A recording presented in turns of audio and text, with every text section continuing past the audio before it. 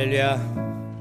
네, 오늘도 예배 나오신 여러분 모두를 주님의 이름으로 환영하고 또 축복합니다. 우리 이 시간 기쁘게 찬양하면서 우리 예배 자리로 나가겠습니다. 기뻐하며 함께 노래 부르리. 기뻐하며 함께 노래 부르리. 소리 높여 할렐루야 부르리. 주님 앞에 나와 찬양 드리며 우리 주님과 함께 기뻐하고, 다시 한번 찬양하겠습니다. 기뻐하며 함께 노래 부르리. 소리 높여 할렐루야 부르리. 주님 앞에 나와 찬양 드리며 우리 주님과 함께 기뻐하리라. 나의 창조자, 나의 창조자, 나의 구원자, 가장 귀한 나의 예수님 찬양합니다. 나의 치료자, 나의 선한 목자 되신 주 예수 나의 주 찬양하리. 기뻐하며 함께, 기뻐하며 함께 노래 부르리. 소리 높여 할렐루야 부르리. 주님 앞에 나와 찬양 드리며 우리 주님과 함께 기뻐하. 나의 창조자, 나의 창조자, 나의 구원자, 가장 귀한 나의 예수님 찬양합니다. 나의 치료자, 나의 선한 목자 되신 주 예수 나의 주 찬양하. 나의 창조자, 나의 창조자, 나의 구원자, 가장 귀한 나의 예수님 찬양합니다. 나의 치료자, 나의 선한 목자 되신 주 예수 나의 주 찬양. 예수 나의 주 찬양하리. 예수 나의 주 찬양하리. 우리 주님을 찬양하는 복된 예배 자리 되기를 축복합니다. 주의 은혜의 단비를 우리의 심령 가운데 내려주시옵소서. 고백하면서 찬양하겠습니다. 인들의 마른 풀같이 시들은 나의 영혼. 주님의 허락한 성령 간절히 기다리네. 가물어 메마른 땅에 단비를 내리시듯 성령의 단비를 부어 새 생명주. 가물어 메마른 땅에 단비를 내리시듯 가물어 메마른 땅에 단비를 내리시듯 성령의 단비를 부어 새 생명주. 하늘 문 여소서, 하늘 문 여소서. 주의 이르게 성령님 오소서 이 땅에 영원히 하늘문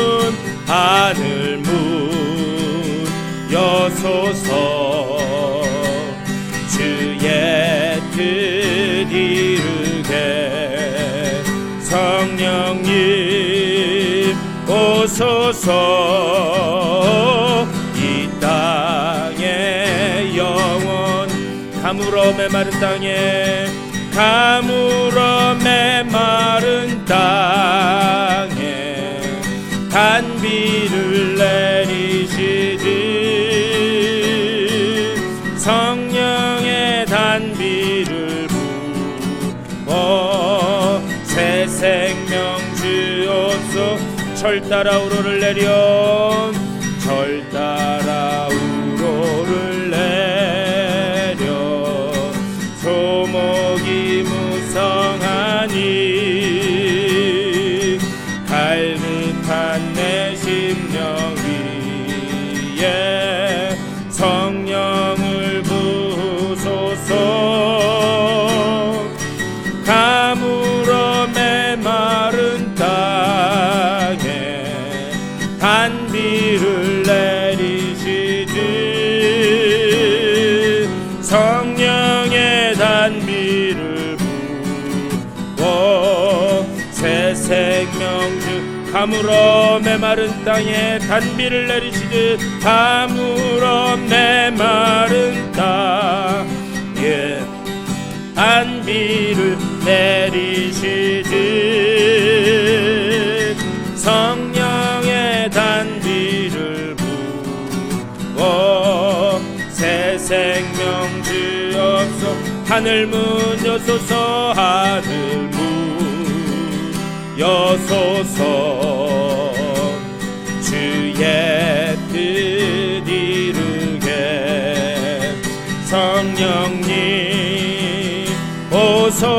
오소서 이 땅에 하늘문 여소서 하늘문 여소서 주의 뜻 이루게 성령님 오소서 이 땅에 가물어 메마른 땅에 단비를 내리시듯 가물어 메마른 땅에 단비를 내리시듯 성령의 단비를 부어 새 생명주 가물어 메마른 땅에 가물어 메마른 땅에 단비를 내리시듯 성령의 단비를 부어 새 생명 우리 그대로 다같이 한 목소리로 기도하겠습니다.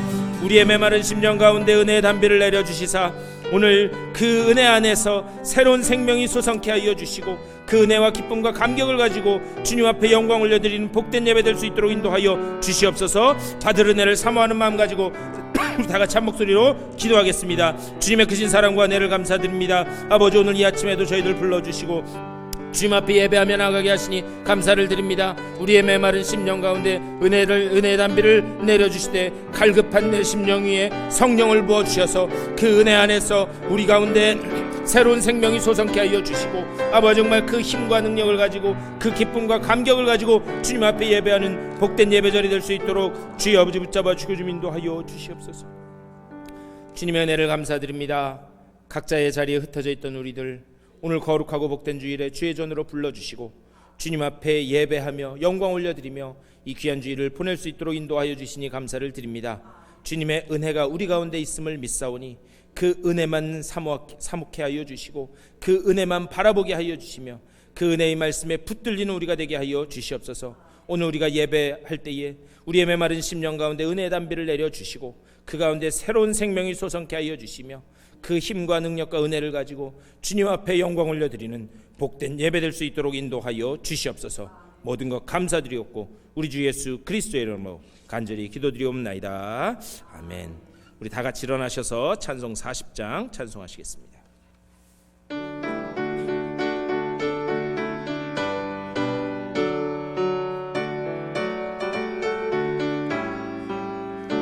찬송으로 보답할 수 없는 큰 사랑, 주님께 영광 할렐루야. 형제 자매 모두 함께 모여 찬송해. 주님께 영광 할렐루야. 하나님의 자녀여 크게 찬송 부르며 밝고 거룩한 길로 기쁨으로 나아가 주의 보좌 앞으로 속히 들어가겠네. 주님께 영광 할렐루야. 우리 받은 주님 은혜 한량 없도다. 주님께 영광 할렐루야. 기쁜 찬송 부르면서 천국 가겠네. 주님께 영광 할렐루야. 하나님의 자녀여 크게 찬송 부르며 밝고 거룩한 길 기쁨으로 나아가 주의 보좌 앞으로 속히 들어가겠네. 주님께 영광 할렐루야. 잠시 후에 우리 모두 주를 보겠네. 주님께 영광 할렐루야. 영광스런 보좌 위에 거룩하신 주, 주님께 영광 할렐루야. 하나님의 자녀여 크게 찬송 부르며 밝고 거룩한 길로 기쁨으로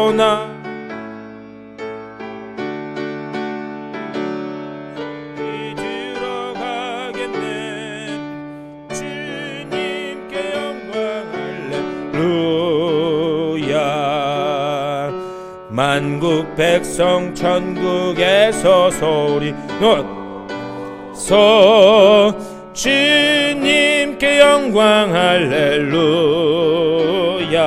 영원토록 주의 공로 찬양하겠네. 주님께 영광 할렐루야.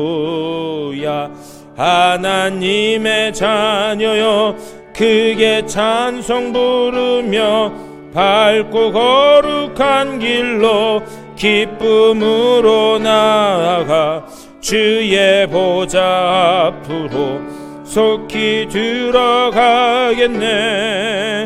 주님께 영광 할렐루야. 우리 다 같이 교독문 53번 시편 121편으로 교독하시겠습니다. 내가 산을 향하여 눈을 들리라. 나의 도움이 어디서 올까? 여호와께서 너를 실족하지 아니하게 하시며 너를 지키시는 이가 졸지 아니하시리로다.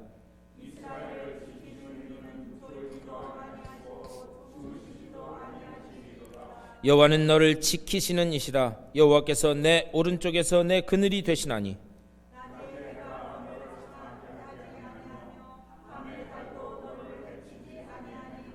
여호와께서 너를 지켜 모든 환난을 면하게 하시며 또 내 영혼을 지키시리로다.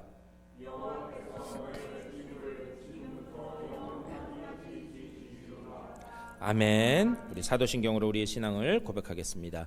전능하사 천지를 만드신 하나님 아버지를 내가 믿사오며 그 외아들 우리 주 예수 그리스도를 믿사오니 이는 성령으로 잉태하사 동정녀 마리아에게 나시고 본디오 빌라도에게 고난을 받으사 십자가에 못 박혀 죽으시고 장사한 지 사흘 만에 죽은 자 가운데서 다시 살아나시며 하늘에 오르사 전능하신 하나님 우편에 앉아 계시다가 저리로서 산자와 죽은 자를 심판하러 오시리라. 성령을 믿사오며 거룩한 공예와 성도가 서로 교통하는 것과 죄를 사하여 주시는 것과 몸이 다시 사는 것과 영원히 사는 것을 믿사옵나이다. 아멘.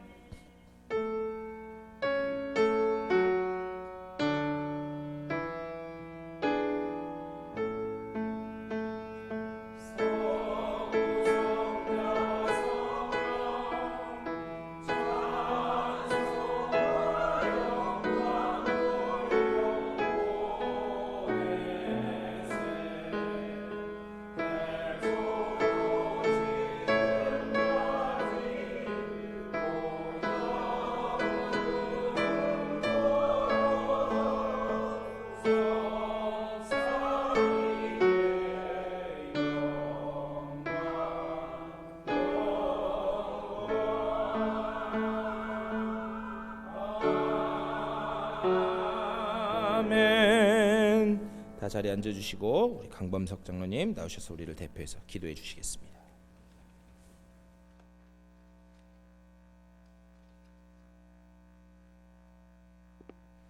온 천하 만물로부터 찬양을 받으시기에 합당하신 주님, 하나님께서 우리에게 축복을 허락하신 이 시간에 하나님의 임재하심 속에서 예배드리게 하여 주시옵소서. 주님, 지금 있는 이 자리가 하나님께서 우리를 부르신 축복의 자리임을 믿습니다. 주님, 지금 있는 이 자리가 젖과 꿀이 흐르는 약속의 자리임을 믿습니다.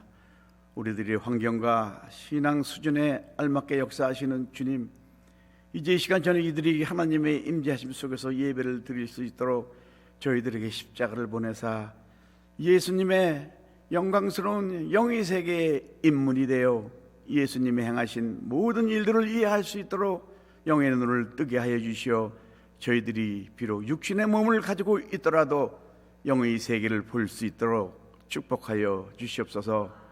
주님, 주님께서는 오늘도 우리 교회가 수적으로 성장하는 것보다는 우리들 자신이 바뀌기를 원하고 계신 줄 믿습니다. 주님, 하나님께서는 우리 교회가 부흥되기를 우리들보다 더 원하고 계시는 줄 믿습니다. 이제 저희들이 말씀과 기도로 영성을 갖고 나가다 보면은 언젠가는 하나님의 때에 하나님이 원하시는 방법으로 우리 교회를 부흥시켜 주실 줄 믿습니다. 주님, 오늘은 세계 성찬 주일입니다. 온 세계 기독교인들이 함께 성찬을 하오니 저희들이 지은 죄가 많더라도 그리하여 성찬에 참여할 자격이 없더라도 저희들에게 선한 은총을 베푸사 예수님의 영광스러운 성찬에 참여할 수 있도록 거룩한 마음을 가지고 참여할 수 있도록 은혜 베풀어 주시옵소서. 주님, 이제 오늘도 말씀을 선포하실 우리 목사님을 성령으로 충만하게 하여 주시오. 주의 임재를 기다리는 저희들에게 말씀으로 찾아오시오. 성령께서 자유롭게 역사하여 주시옵소서. 그리하여 주의 인도하심 따라 성령의 인도하심 따라 드리는 예배가 되게 역사하여 주시옵소서. 이 모든 말씀 예수 그리스도 이름으로 기도드렸사옵나이다. 아멘.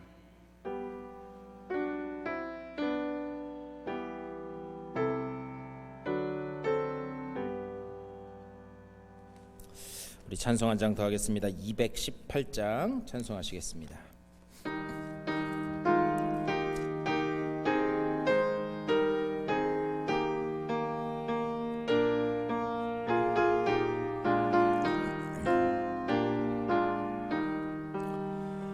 내 맘과 정성을 다하여서 주 너의 하나님을 사랑하라. 내 몸을 아끼고 사랑하듯 형제와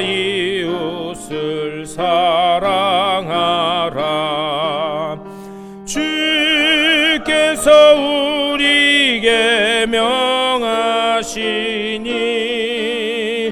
그 명령 따라서 살아가리. 널 미워 해치는 원수라도 언제나 너그럽게 사랑하라. 널 핍박하는 자 위에서도 신실한 마음으로 복을 빌라. 주께서 우리에게 명하시니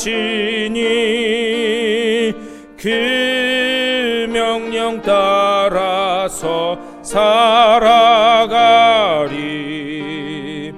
나 항상 주님을 멀리하고 형제를 사랑하지 못하였다. 이러한 죄인을 사랑하사 주께서 몸버려 죽으셨다. 속죄의 큰 사랑 받은 이 몸 내 생명 다 바쳐 충성하리. 아멘.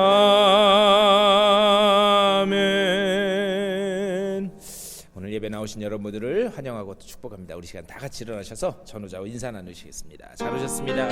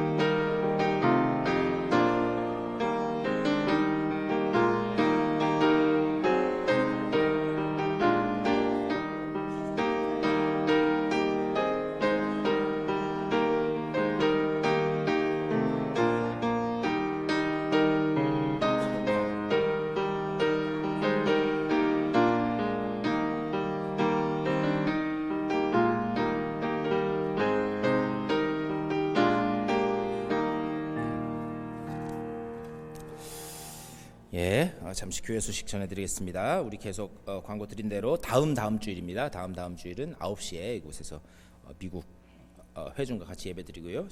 제가 말씀을 전할 겁니다. 그래서 같이 9시에 그날 9시에 예배를 드리니까요. 조금 1시간이 아니라 2시간 일찍 일어나셔야 되겠네요. 저희는 11시니까 좀 일찍 나오셔서 같이 예배할 수 있도록 해주시고요. 또 주변에 같이 모시고 오실 분 있으면 영어로 예배 드리니까 영어가 편한 분들 있으면 같이 와서 같이 예배 드릴 수 있도록 해주시기를 부탁드립니다. 그리고 저하고 또 우리 교회 우리 몇몇 리더분들 그리고 또 이윤경 목사님은 그 감리사님이라 오늘 저녁부터 미팅이 있어서 먼저 가셨는데요. 그래서 오늘 예배 못 오셨는데 LA에서 우리 한인 연합감리교 한인 목사님들 한인 총회가 있습니다. 그래서 저도 내일 갔다가 아마 목요일 날 끝나고 오면 목요일 저녁이 되지 않을까 싶어요. 위해서 기도해 주시기를 부탁드립니다. 그리고 아까 들어오면서 저기 포스터 붙여놨는데 이따 나가면서 한번 다시 보세요. 나가셔서 왼쪽에 있는데 우리 다음 주에 우리 십자가교회에서 여기 교회 연합회 이 사경회가 있습니다. 근데 너무 멀어서 십자가교회 여러분들 1시간 이상 운전하셔야 돼서 오시라고 하기도 뭐하고 그렇다고 오시지 말라고 하기도 뭐하고 하여튼 기도하시다가 성령께서 인도하시는 대로 그렇게 해주시길 바랍니다. 나가면서 한번 저 포스터 보셨으면 좋겠습니다.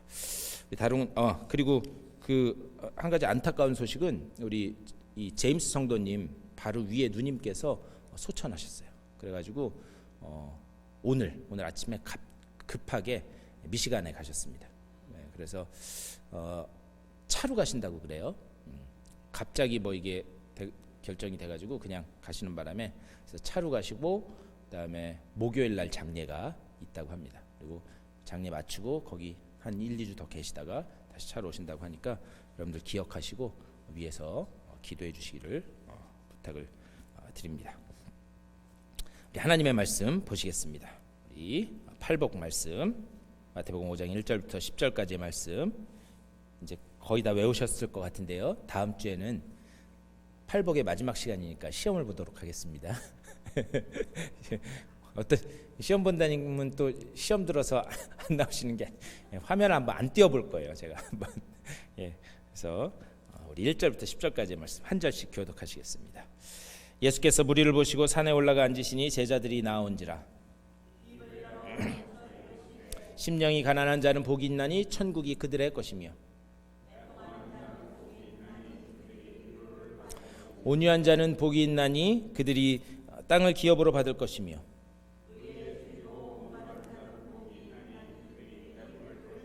긍휼히 여기는 자는 복이 있나니 그들이 긍휼히 여김을 받을 것이며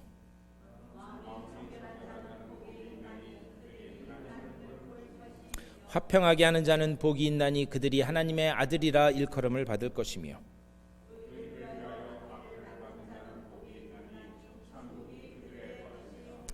아멘. 오늘 또 이거 가지고 또 우리 화평에 관한 복의 말씀을 나누도록 하겠습니다. 우리 지난 6주간 이제 계속해서 우리 팔복의 말씀을 봤는데요. 이제 이번 주하고 다음 주하고 이 팔복의 말씀도 이제 2주밖에 남지 않았습니다. 제가 팔복의 말씀을 시작하고 나서 계속해서 드리는 말씀 뭐냐? 우리는 이미 복받은 존재라는 거예요. 우리는 이미 복받은 존재인 줄 믿습니다. 네, 우리 옆에 계신 분한테 그렇게 인사하셨으면 좋겠어요. 복덩이시네요. 아니 좀 얼굴 표정을 밝게 하고 원래 복을 비는 거는 어금니를 깍 깨물고 하는 거래요. 저 사람이 복덩이가 아닌 것 같아도 어금니를 깍 깨물고 눈을 질끈 감고 하는 거라고 그러더라고요. 다시 한번 해보세요. 복덩이시네요. 예. 우리는 다 복덩이다. 하나님의 말씀은 우리들에게 그렇게 말씀하고 있습니다. 우리가 이미 복 받은 존재로서 하나님과 우리가 어떤 영적인 관계에 있어야 되는가? 그게 첫 번째 복부터 네 번째 복이다 이렇게 말씀드렸어요. 그리고 하나님과 우리와의 그 관계를 기초로 우리가 이웃과 어떤 복된 존재로서 복을 나누고 그런 관계를 하나님이 원하시는 관계를 가질 것인가? 그게 다섯 번째부터 여덟 번째까지의 복이다 이렇게 말씀드렸어요. 그것이 팔복의 핵심이다. 다만 부탁드리기는 이 팔복, 이 복의 말씀을 근거로 여러분들이 이 세상에서 복된 존재로 하나님의 복된 자녀들로서 그렇게 살아가실 수 있게 되기를 주님의 이름으로 간절히 축원합니다.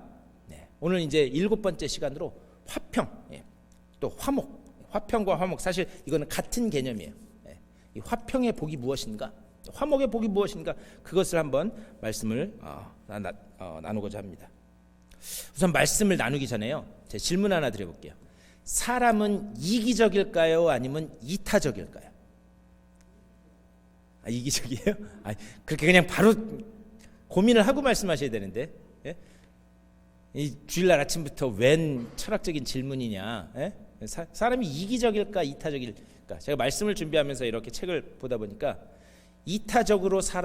인간이 이타적으로 살아야 하는 이유라는 그 책이 있더라고요. 우리 포항공대 이 석좌 교수, 철학으로 석좌 교수이신 교수님이 쓰신 책인데 거기 보니까 이타적으로 살아왔던 수많은 그 인물들을 쫙 리스트를 해놓고 그 사람들의 삶을 통해서 어떻게 주변 사회가 그리고 이 세상이 변화되게 되었는가.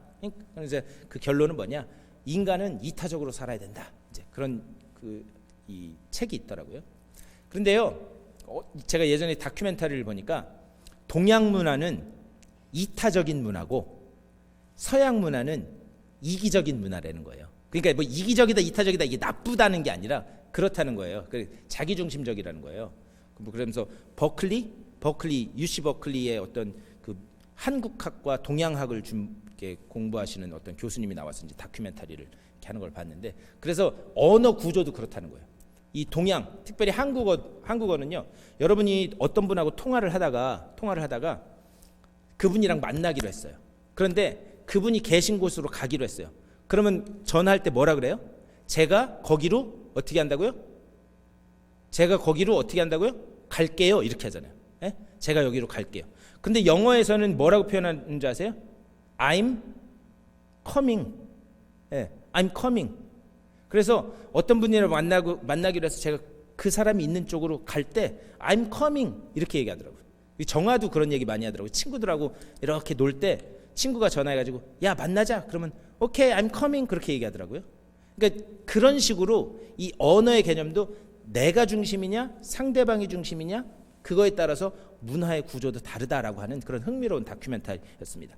근데 그게 뭐 맞든 틀리든 그걸 떠나서 한 가지 분명한 사실은 뭐냐, 우리 그리스도인들은, 예수 믿는 사람들은, 특별히 주님께서 걸어가신 길을 그대로 따라가겠다고 결단한 우리들은 이타적으로 살아야 되는 줄 믿습니다.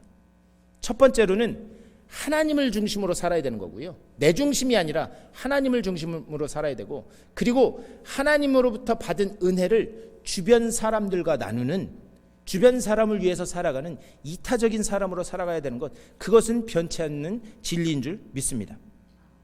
그런데 한 가지 우리가 생각해 봐야 될 건 뭐냐, 과연 우리가 이런 화목, 이런 신뢰를 기초로 우리 교회가, 내가 그러한 삶을 살아가고 있는가, 그것을 한번 생각해 봐야 될 문제다라는 사실입니다.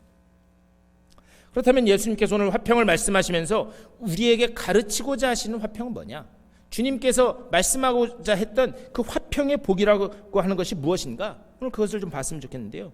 우선 그것을 알기 위해서는 주님께서 당시 어떤 배경 속에서 이 화평의 복을 말씀하셨는지 좀 그것을 먼저 알면 우리가 더 쉽게 이해할 수 있습니다. 당시는요, 로마가 지배하던 사회였어요. 그리고 로마의 핵심 가치는 뭐였냐, 팍스 로마나, 들어보셨나요? 팍스 로마다. 이게 뭐냐, 평화로운 로마라는 뜻이에요. 평화로운 로마. 그러니까 로마가 추구했던 그 가치관은 뭐냐, 평화로운 것, 평화. 그런데 그 평화가 어떤 평화였느냐, 서로 잘 살자 이런 평화가 아니라 힘으로 억압하고 통제해서 이루는 평화였어요. 그렇기 때문에 전쟁을 갔을 때 로마는 거기 군대나 이런 것들을 아주 사정없이 박살내놨습니다. 왜 그랬나? 자기네들이 힘이 우월하다라는 것을 알려주고, 그것으로 인해서 이 상대방의 나라가 자기들에게 이렇게 굴복하게 한다. 그래서 평화와 질서가 유지되게 하는 힘을 기초로 한 그런 평화가 그들이 가지고 있었던 그런 가치였습니다. 그래서요, 하나님의 말씀도 보면은요, 특별히 사도행전에 보면 바울이나 예수님의 제자들이나 예수님을 따르던 무리들이 복음을 진 거예요. 그래가지고 그들이 감옥에 갇히고 막 이럽니다.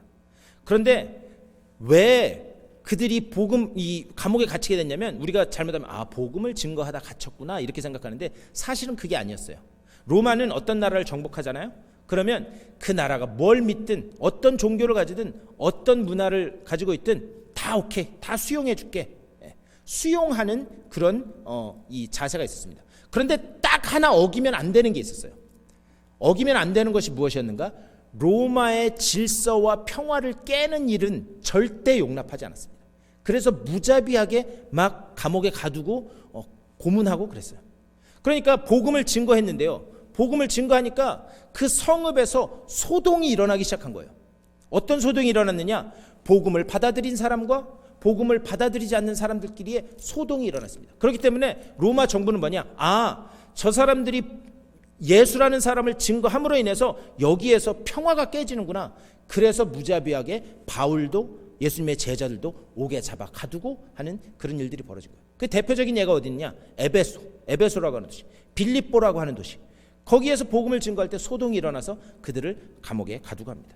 다시 말하면 로마가 추구하는 평화는 뭐였냐, 힘을 가지고 유지하는 그런 평화였어요. 이건 오늘날도 마찬가지죠. 응? 니네가 핵이 2개가 있어? 그래? 그럼 우린 핵을 4개를 만들어야 되겠다.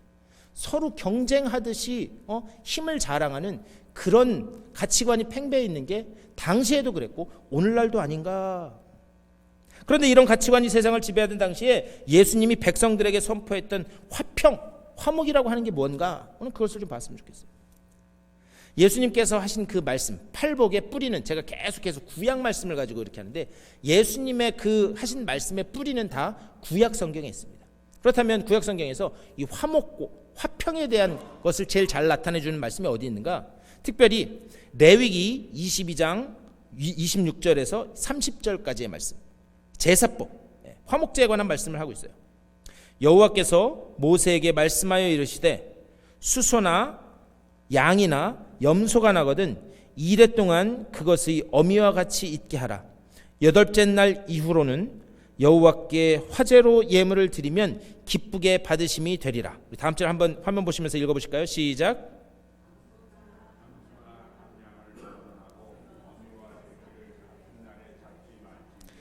너희가 여호와께 감사 제물을 드리려거든 너희가 기쁘게 받으심이 되도록 드릴지며.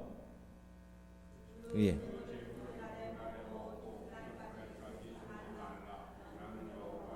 예, 아멘. 이 말씀은 구약 이 레위기에서 특별히 화목제에 관계된 그런 말씀입니다. 그런데 구약의 모든 제사를 이렇게 보면 속죄제, 속건제, 화목제 뭐 이렇게 다 이렇게 보면 그것은 예수님의 구속사역, 예수님의 죽으심과 예수님의 속죄를 상징하는 예표하는 그런 말씀입니다. 그런데 그 중에서 특별히 이 화목제는 예수님의 죽음 그리고 예수님의 속죄에 대한 핵심을 담고 있다 말씀드릴 수 있습니다. 그런데 우리가 읽은 말씀 거의 제일 마지막 30절에 그 제물은 그날에 먹고 이튿날까지 두지 말라 이렇게 말씀해요. 그러니까 화목제를 가지고 제물을 이렇게 드렸으면 그 제물을 화목제는 같이 나누거든요. 그런데 그것을 어떻게 하느냐? 그날에 먹고 두 번째 날까지 두지 말아라 이렇게 말씀해요. 그런데 이와 또 상충되는 말씀이 나와요. 레위기 7장 15절하고 16절 말씀. 거기서 이렇게 말씀합니다. 감사함으로 드리는 화목제물의 고기는 드리는 그날에 먹을 것이요 조금이라도 이튿날 아침까지 두지 말 것이니라. 그러나 그의 예물의 제물이 서원이나 자원하는 것이면 그 제물을 드린 날에 먹을 것이요 그 남은 것도 이튿날에 먹되 이렇게 말씀해요. 그러니까 화목제를 드리면 그 제물을 그날 다 먹어야 되는 거예요. 그런데 그 제물이 서원이나 아니면은 자원하는 것이면 두 번째 날, 다음 날까지 먹을 수 있다라고 하는 사실입니다. 그리고 절대 안 되는 건 뭐냐? 제물은 셋째 날에는 절대 먹으면 안 되는 거였어요. 17절 말씀. 그 고기, 그 제물의 고기가 셋째 날까지 남았으면 불사를 지니. 그러면 도대체 이 말씀이 무슨 말씀인가? 제가 좀 그것을 설명을 드리겠습니다. 우선 제물을 첫째 날, 둘째 날만 먹을 수 있었던 이유는 뭐냐? 이런 거예요.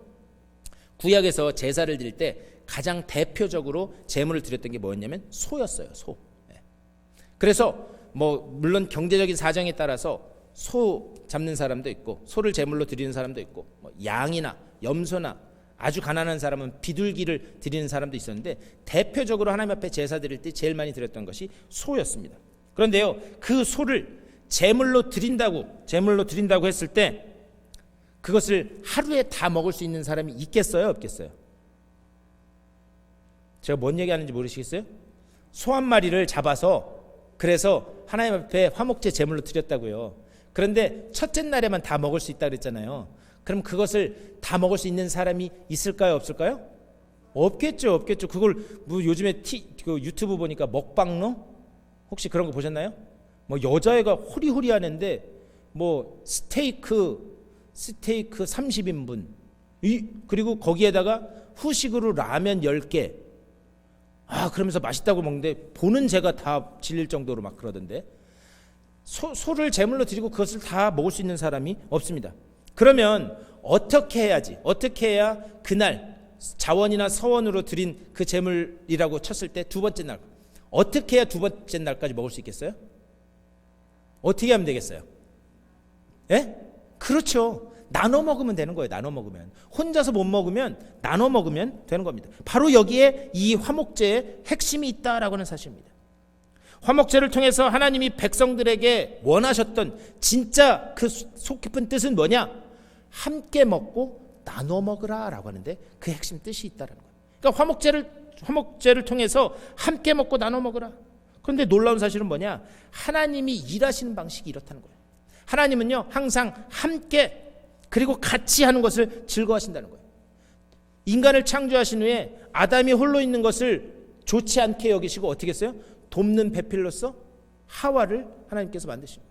그래서 둘이 함께 하나님의 은혜를 이 땅에 구현해 가라, 그렇게 말씀하신 겁니다. 그런데 더 원초적인 질서를 천지창조에서도 볼 수 있어요.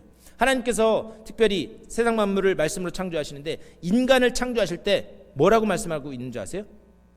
우리의 뭐를 따라? 우리의 형상을 따라. 우리가 그 복수 형태로 돼 있어요. 뭐냐?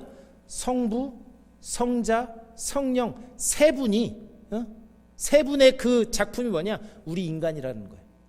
그 보면 하나님도 천지 창조를 할 때부터 함께 하는 것, 이것을 매우 중요하게 여기셨다라고 하는 거예요. 그렇기 때문에 우리 그리스도인들이 잊지 말아야 될 가치는 뭐냐? 함께 하는 것, 서로 하는 것, 그것을 잊지 말아야 된다라는 사실이에요. 사실 교회만큼요 비경제적이고 비합리적인 조직이 없어요. 여러분 한번 생각해 보셨나요? 교회만큼 비합리적이고 비효율적인 조직이 없습니다. 한 사람이나 두 사람이면 금방 뚝딱 해버릴 거를 어떻게 해요? 굳이 전화해서 오시라. 제가 예전에 그 섬기던 그 교회에서는 목사님의 방침이 무조건 혼자 할 일은 셋이서 해라 했어요. 되게 비효율적이죠. 혼자 할 수 있는 일을 그 셋이서 하라는 거예요. 왜 그러느냐? 하나님이 함께 하는 것, 같이 하는 것을 원하시기 때문이에요. 그렇기 때문에 교회에서 하는 일들을 보면요 더딜 수밖에 없어요. 얼마나 비효율적이에요? 얼마나 비경제적이에요? 또 모여서 뭐 하다 보면 어떻게 돼요? 한 두어 시간 하다가 힘들어, 밥 먹고 해. 혼자 있으면 밥 안 먹고 그냥 뚝딱 할 걸 어떻게 해요? 밥 먹고 해. 그럼 또 밥 먹고 한 두어 시간 있다가 그만큼 비효율적이고 비경제적으로 보일 수밖에 없습니다. 그런데 중요한 사실은 뭐냐? 하나님은 이것을 좋아하신다라는 사실, 함께하는 것을 좋아하신다라고 하는 사실입니다. 둘이 가도 될 길을 꼭 셋, 넷씩 가게 하시는 거예요. 제가 예전에 있던 교회에서 단기 선교를 이제 가는데 멕시코로 단기 선교를 가는 거였어요. 그래가지고 이 비행기표, 숙소 뭐 이런 것들 때문에 한 3달인가 4달 전부터 광고를 계속했어요. 그런데 이제 한 열흘 정도 남았을 때 저희 교구에 계신 어떤 분이 저한테 연락을 하셨어요. 목사님, 제가 사실은 그 선교 안 가려고 했는데 기도하다가 계속 성령의 감동이 와서 제가 이 선교를 같이 가고 싶어요. 그래서 제가 선교를 같이 가고 싶어서 이미 회사에 휴가도 다 냈습니다. 2주간. 그러시는 거예요. 근데 제가 알기로는 이미 다 마감되고 끝난 걸로 아는데, 그래가지고 어떻게 해야 되나, 그래서 목회실 이제 스태프들 목양 회의할 때 제가 담임 목사님한테 말씀드렸어요. 목사님, 그분이 꼭 가시고 싶다고, 그래서 같이 가고 싶어서 휴가도 내셨다고 그러는데 어떻게 하면 좋을까요? 이렇게 말씀을 드렸더니 목사님이 하시는 말씀이 가겠다는데 어떻게 보내줘야지. 그러면서 그래도 거기 가려고 휴가까지 냈는데 그게 얼마나 감사한 일이야, 그러시더라고요. 근데 그 얘기를 듣고 있던 선교 담당, 그 모든 것을 주관한 선교 담당 부목사님이 그 말씀하시고, 목사님 절대 안 됩니다. 원칙대로 해야 됩니다. 이렇게 해야 본때를 보여줘야 다음번에는 이런 일이 또 벌어지지 않습니다. 그렇게 말씀하시는 거예요. 그러니까 저희끼리 하는 얘기니까 그냥 목회실에서. 그러니까요, 목사님이 그 선교 담당 목사님을 탁 쳐다보시더니, 원칙? 뭐가 원칙인데? 원칙대로 했으면 너나 나나 이 자리에 없어. 원칙대로 했으면 이미 주님의 손에 다 죽어나갔어. 제가 그때 그 모습을 생각하면서 우리의 공동체, 우리의 삶의 원칙이라는 게 뭐냐? 우리의 삶의 원칙은 십자가의 원칙밖에 없는 줄 믿습니다. 네, 십자가에서 이미 우리 주님께서 보여주신 사랑으로, 그 은혜로 원칙을 세우신 거예요. 그 대답이 다 완성됐다라고 하는 사실.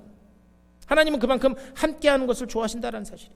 그래서 하루나 이틀 만에 먹으라, 이 명령이 어떤 명령이냐?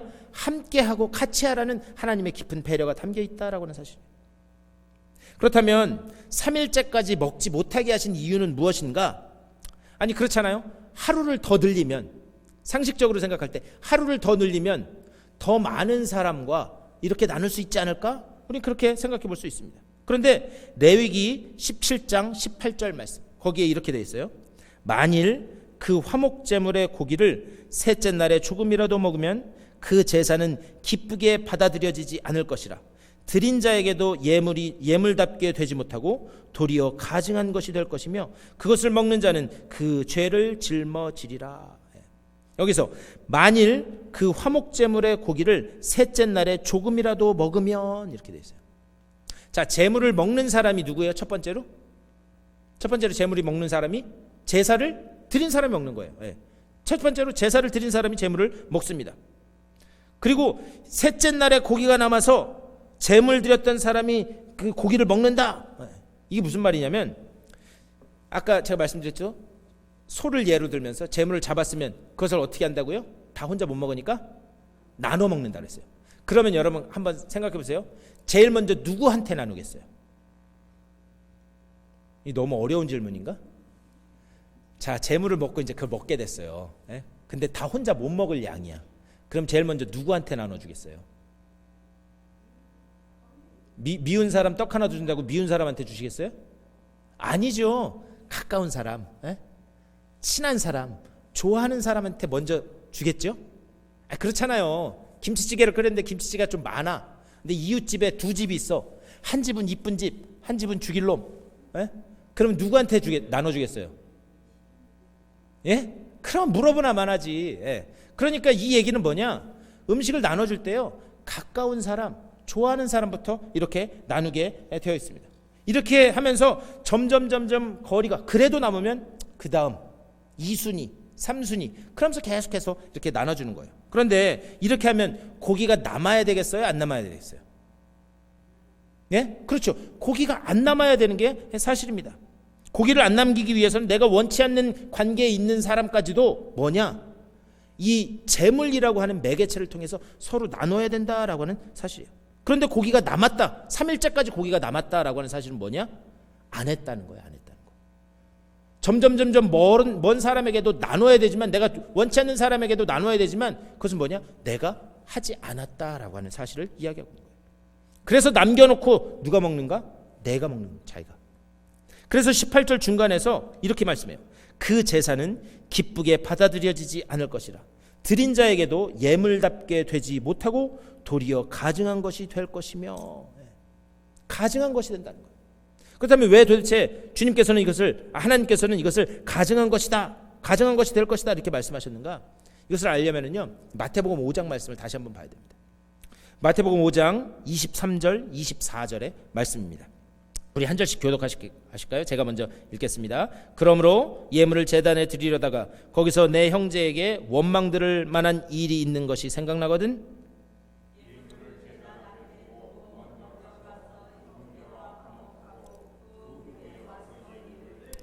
아멘. 우리가 너무나 잘 아는 말씀이에요. 근데 여기에서요, 원망 들을 만한 일이 생각나거든. 그래서 원망을 듣는다라고 하는 거예요. 여러분 속성상 보면은요, 원망을 듣는다는 것은 윗사람이 아랫사람한테 원망을 들을까요? 아랫사람이 윗사람한테 원망을 들을까요? 그냥 차집사님이 대답을 제일 잘해주시네 오늘.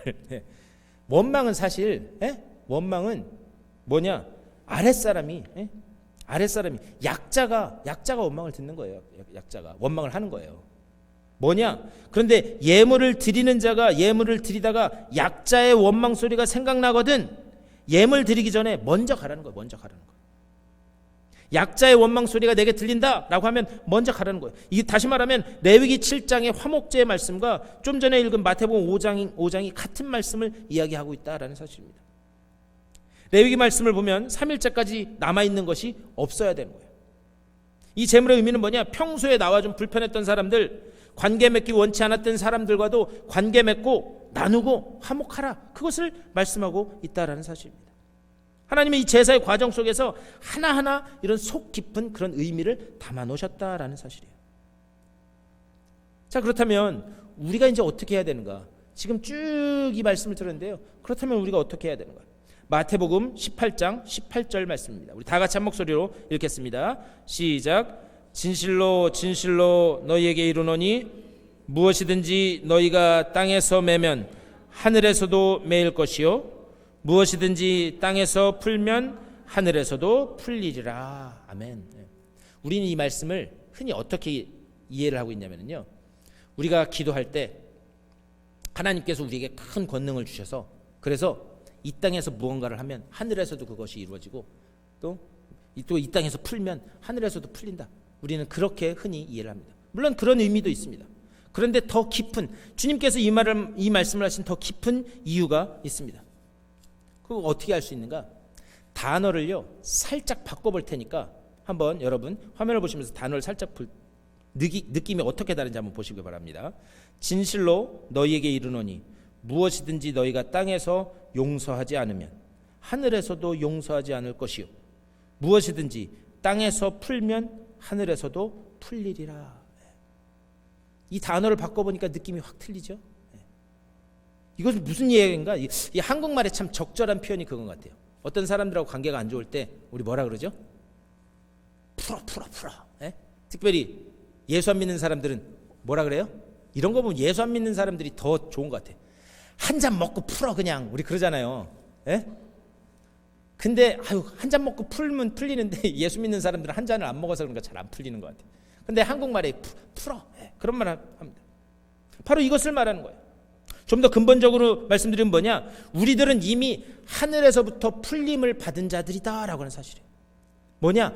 하나님의 은혜로 하나님께서 먼저 우리에게 다가오셔서 그 끊어졌던 관계가 다시 풀어지고 다시 회복됨으로 인해서 우리가 하나님의 자녀가 된 줄 믿습니다. 하나님의 자녀가 됨으로 인해서 우리는 상속자가 되었다는 거예요. 이미 하늘나라를 유업으로 받은 상속자가 되었다는 거예요. 그렇기 때문에 이 땅에서도 풀어야 한다라는 것을 말씀하고 있다라는 사실입니다. 우리가 이 문제를 다시 한번 더 깊게 생각해 보면요, 이 용서라고 하는 문제가 우리 그리스도인들에게 얼마나 중요한가 한번 생각해 봅니다. 용서라고 하는 게 나와 타인의 문제일까요? 아니면 내 안의 문제일까요?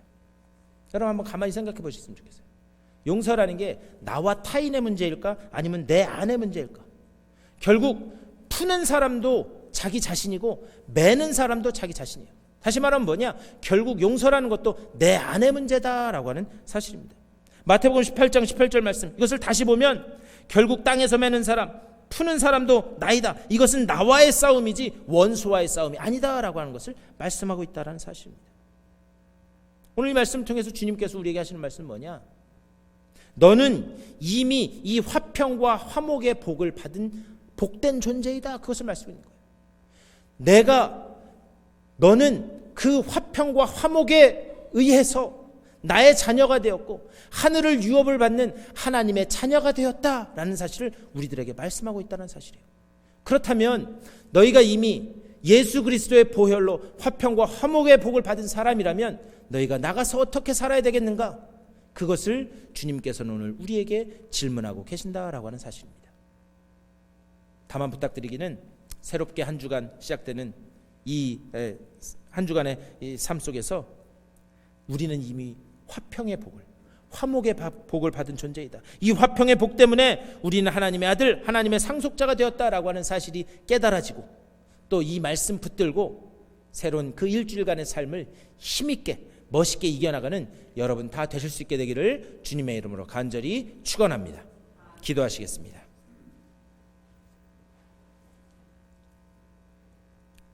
화평하게 하는 자는 복이 있나니 그들이 하나님의 아들이라 일컬음을 받을 것이며 우리의 죄로 인해서 끊어졌던 하나님과의 관계, 그 관계를 회복하기 위해서 예수 그리스도의 그 보혈로 우리를 씻겨주시사 하늘의 화평을 얻게 된 것이 우리임을 고백합니다. 주님의 그 먼저 손 내미신 그 손이 있었기에 우리가 사망과 저주에서 생명으로 옮겨졌음을 믿사오니 우리가 이미 이 화평의 복을 받은 자들로서, 화목의 복을 받은 자들로서 나아가 주님의 그 화평과 복을 전하는, 화목의 복을 전하는 주님의 귀한 제자들 다 될 수 있도록 인도하여 주시옵소서. 이 말씀 가운데서 우리가 어떻게 살아가야 될지를 다시 한번 생각해 보게 하여 주시고 새롭게 결단하여 세상을 향해 나아가는 우리 모두가 될 수 있도록 복 내려 주시옵소서. 감사드리고 주 예수 그리스도의 이름으로 간절히 기도드리옵나이다. 아멘. 우리 오늘은 성찬 주일입니다. 우리 성찬 예식 거행하도록 하겠습니다.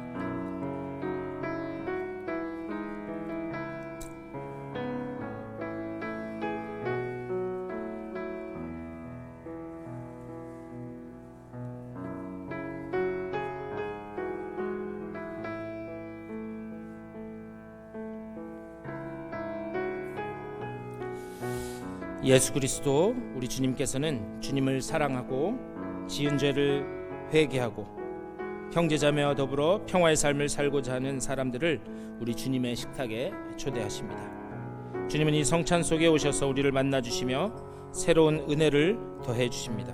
오늘 이 시간 이 식탁에서 우리를 부르시는 주님 앞에 우리 모두 감사함으로 나아가십시다.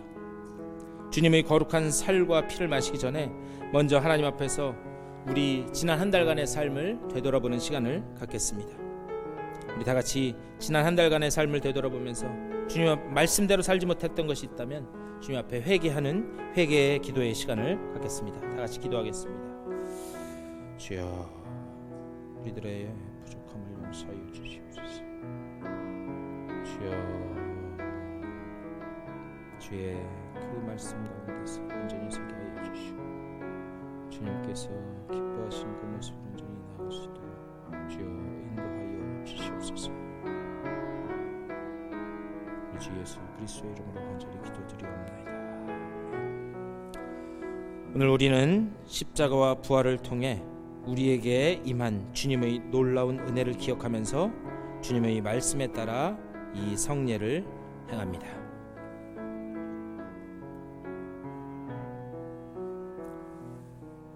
주님께서 잡히시던 날 밤 식사하신 후에 주님은 떡을 들어서 축사하시고 제자들에게 떼어 나눠주시며 말씀하셨습니다. 이 떡은 너희를 위하여 찢기는 나의 살이니 이 떡을 먹을 때마다 나를 기념하라 말씀하셨습니다.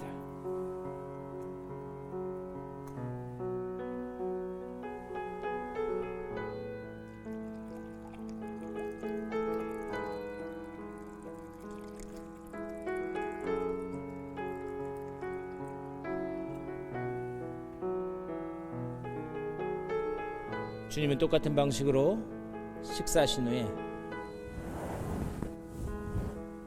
잔을 들어 축사하시고 제자들에게 나눠주시며 말씀하셨습니다. 이 잔은 너희를 위하여 흘리는 나의 언약의 피니 이 잔을 마실 때마다 나를 기념하라 말씀하셨습니다.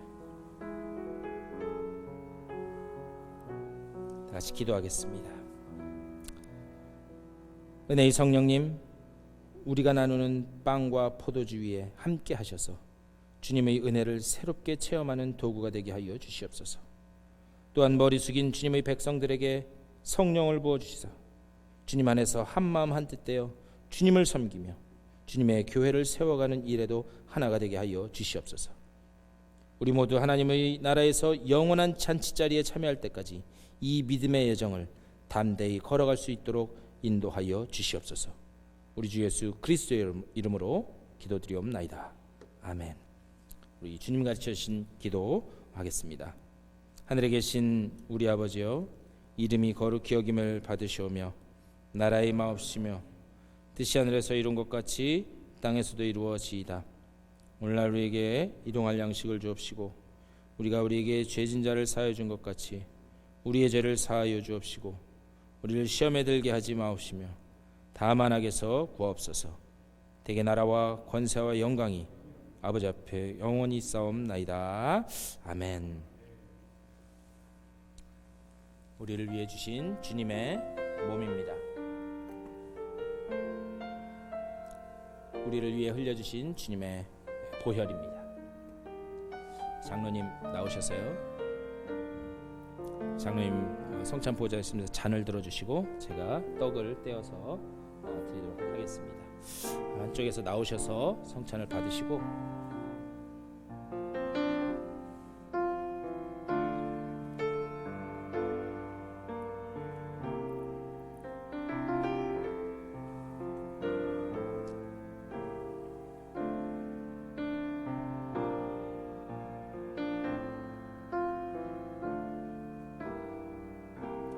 주님이 장로님을 위해서 주신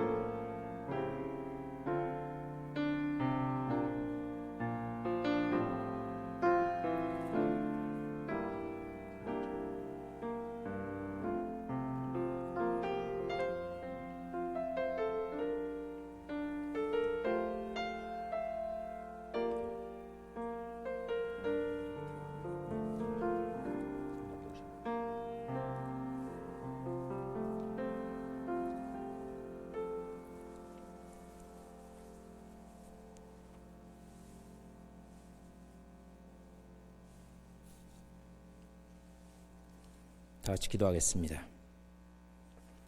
이 일을 기념하라는 주님의 말씀을 따라서 오늘 이곳에서 주님의 거룩한 죽으심과 부활을 기억하였습니다. 우리가 받은 빵 조각과 포도주가 우리 안에서 보이지 않는 하나님을 늘 새롭게 일깨우는 사인이 되게 하여 주시옵소서. 또 시작된 한 달 주님 안에서 주님과 함께 용기 있게 걸어나갈 수 있도록 우리들에게 은혜를 허락하여 주시옵소서. 주님 감사합니다. 우리 주 예수 그리스도의 이름으로 기도하옵나이다. 아멘. 우리 다 같이 일어나셔서 봉헌하시겠습니다.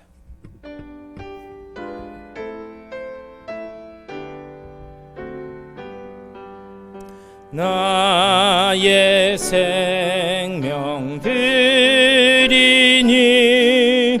주여 받아주셔서 세상 살아갈 동안 찬송하게 하소서. 나의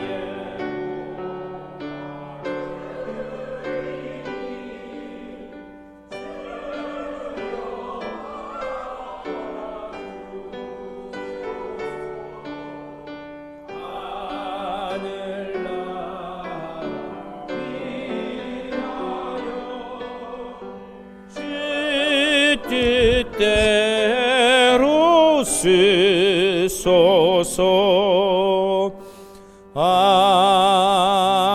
아멘.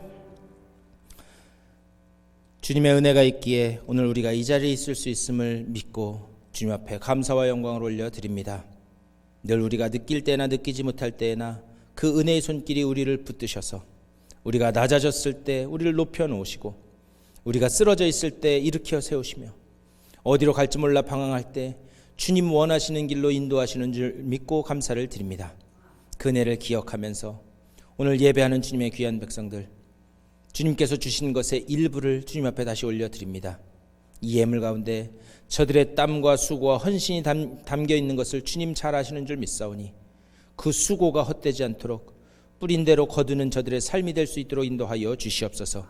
늘 나아가 풍성히 나누고 서로 함께 걸어가는 일에 쓰임받을 수 있도록 복의 복을 더하여 주시되 육체에는 강건함으로 채워주시고 마음은 예수 그리스도께서 주시는 평안으로 채워주시며 기도할 때마다 주의 음성이 들려지는 귀한 주의 백성들 되게 하여 주시옵소서. 가정과 자녀들과 하는 모든 일들 가운데 하나님께서 넘치도록 부으시는 복을 통해 하나님을 경외하고 말씀대로 살아가고자 헌신하는 자들에게 하나님 어떻게 복 내리시는지를 나아가 간증할 수 있도록 인도하여 주시옵소서. 감사드리고 우리 주 예수 그리스도의 이름으로 축복하며 간절히 기도드리옵나이다. 아멘.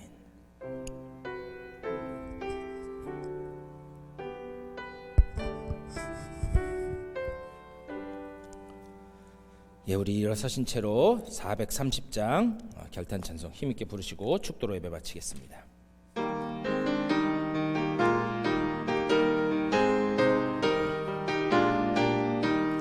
주와 같이 길 가는 것 즐거운 일 아닌가. 우리 주님 걸어가신 발자취를 밟겠네. 한 걸음 한 걸음 주 예수와 함께 날마다 날마다 우리 걸어가리. 어린아이 같은 우리 미련하고 약하나 주의 손에 이끌리어 생명길로 가겠네. 한 걸음 한 걸음 주 예수와 함께 날마다 날마다 우리 걸어가리. 꽃이 피는 들판이나 험한 골짜기라도 주가 인도하는 대로 주와 같이 가겠네. 한 걸음 한 걸음 주 예수와 함께 날마다 날마다 우리 걸어가리. 옛 선지자 에녹같이 우리들도 천국에 들려 올라갈 때까지 주와 같이 걷겠네. 한 걸음 한 걸음 주 예수와 함께 날마다 날마다 우리 걸어가리. 우리의 걸어가는 한 걸음 한 걸음이 주님과 동행하는 길임을 믿고 감사를 드립니다. 우리의 연약함 때문에 때로는 주님보다 뒤처질 것 같고 때로는 가다가 쓰러질 것 같을지라도 우리와 함께 하시는 주님이 우리를 붙드시고 다시 일으켜 주셨기에 우리가 한 걸음 한 걸음 앞으로 나아갈 수 있음을 믿고 감사를 올려드립니다. 이 은혜를 믿고 주님의 손을 의지하여 또 이 세상에서 주님의 그 화목을 경험한, 그리고 그 화목과 화평을 입은 자들로서 이 세상에 나가 주님의 화목과 화평을 전하는 주의 일꾼들 다 되게 하여 주시옵소서. 새롭게 허락된 일주일간의 삶 가운데 어디로 가든지 주님의 그 권능의 손길이 우리를 붙잡고 있음을 믿고 담대히 한 걸음 한 걸음 나아가며 주님을 찬양하는 찬양의 소리가 들려질 수 있도록 주여 복내려 주시옵소서. 이 믿음 가지고 세상을 향해 걸어나가는 주님의 사랑하는 권속들의 삶 가운데 우리 구주 예수 그리스도의 크고 놀라우신 은혜와 하나님 아버지의 극진하신 사랑하심과 성령의 감화 감동 역사하시고 이끄시는 그 능력의 손길이 저들의 가정 가운데 되어지는 모든 일들 가운데 자녀들 가운데 저들의 삶 가운데 이제로부터 영원토록 함께 하시기를 간절히 축원하옵나이다. 아멘.